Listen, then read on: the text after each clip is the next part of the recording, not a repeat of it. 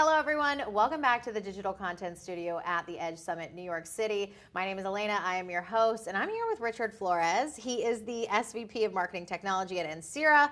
Welcome. Thanks for being here today. Thanks for having me. Of course. Well, I want to get into it, but before I do, I would love for you to give us a little overview about Ansira specifically. Okay. Yeah, as you mentioned, so I oversee our marketing technology practice. That's essentially a group of really intelligent folks creating experiences digitally, whether it's web, email, SMS. So again, owned channels is really what my group really manages. Ansira as a whole, we have that digital experience group, which I manage, as well as kind of our distributed marketing platform, which is our proprietary technology, creates an environment where brands can create this brand to local experience with asset management, funds management, and creating those distributed marketing plans. So a good gauntlet of things that we do, across the board, but excited to kind of get into kind of e-commerce today. Yeah, we're going to be talking a little bit about what consumers really want from AI, and I know that comes, marketers and merchandisers and other e-commerce employees are dipping their toes in, looking to do more with AI. So how do you think consumers are really perceiving the role of AI in e-commerce and maybe thinking about their customer experience in a different way? Are there any features that you feel like consumers are finding most valuable? So I kind of see it in kind of two lights, so I'll kind of shed light on both. One, I'm not sure consumers actually know AI is driving a lot of the experiences that they're experiencing, right? Other than the ChatGPT prompts and maybe a little bit of Gemini on Google, they may not know that AI is really driving some of the experiences they're seeing on e-com specifically.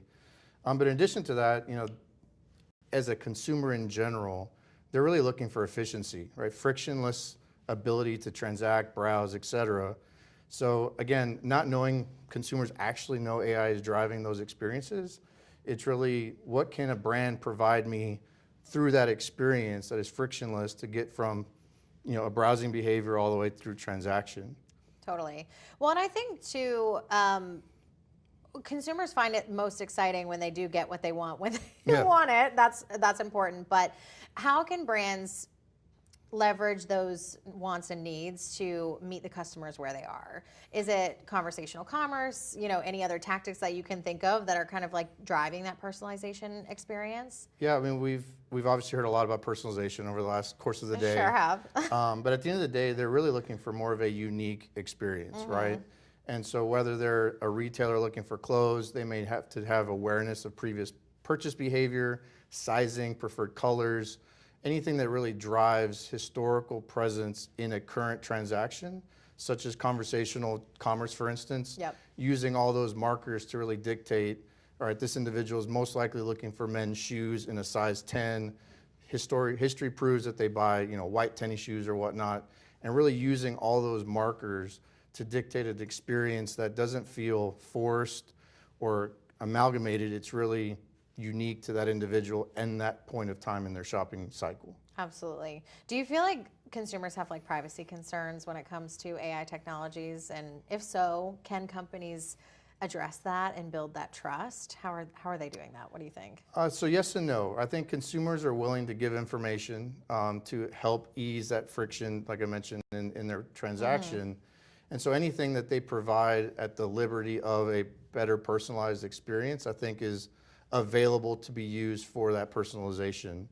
Anything outside of that, especially if you look at like third-party data, purchasing of data, things like that, where they may not have provided that to you or your brand directly, that potentially is a privacy concern. And so the typical recommendation is leverage that zero or first-party data and use the interactions that you may have with your brand offline or online to really drive those experiences. Yeah, absolutely. Is there anything that you've found that they're like getting super excited about? I mean, beyond personalization itself. Yeah, so I think, a couple things.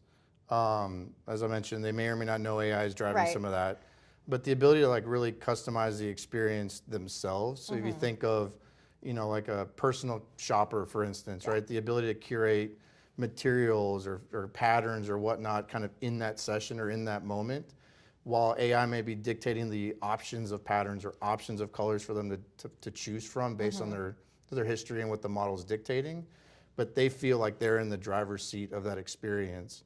And so I think that's a big driving force in terms of letting the user feel like they're in control. And there may be technologies, services, platforms that are driving those experiences, but the user feeling like they're the pilot, right, to use today's terminology, Yeah. really can accelerate that experience with a brand. Yeah. Would you let AI make a purchase for you on your behalf if it knew all of your preferences? Probably preferable AI does purchases than my wife, because they'll know my budget. Yeah. But potentially, I think they probably will be able to recall things that I've done that I may not have remembered in terms of previous purchases, kind of preferences that I've provided. So I would definitely allow it to make recommendations. Whether I'd allow it to make transactions on my behalf is probably the next phase of the AI evolution. But at least preferences today or recommendations today. Okay, in your book. Yeah, I love that. What are you most excited about when it comes to AI personalization? You work with different brands and companies. What are you excited about? I think the ability to pilot out experiences without actually having to push it out into market is important, right? So different, shopping funnel patterns or different content that you provide in an email or web, being able to potentially trial that without actually pushing it into market can give you a lot more KPIs or metrics that this could be successful. So you have more ability to test things without actually negatively impacting a brand. And so that gives you a little bit more of a fun sandbox to play in figuratively without the ramifications of maybe a decision that may be poor or whatnot. Yeah, the testing and learning has been a huge theme today because I do think that as marketers and merchandisers and technology experts, it's really all about trial and error and figuring out what works best for your business. So I always think that it's been a constant theme today. So it's always nice. And one thing to add, we talked about the last mile, right, where the consumer is seeing maybe the outputs of AI, but there's a lot of applications to identifying product creations or iterations of a specific product that you could use or handle offline before you even expose that to a customer. So I think there's a lot of use cases where you're leveraging the power of these models in a kind of conversational way to create products that are yet to be released versus just what you maybe present to a customer. Oh yeah. I think at the last Edge Summit, someone asked, how do you get the behind the scenes look of what, a product can really offer without actually diving deep? Right. And it's tough because but you want to be able to test and trial and things like that. So I think that concept is really interesting and I loved your insights. Obviously you're working on a lot of different things. So I'm excited to hear more from you guys at Ansira. So thank you for coming on. Absolutely. Really appreciate it. And thank you all to you watching. We really appreciate it. And thanks for tuning in with us. This is our last session today. So talk to you soon. Bye. Fist bumps. Yay.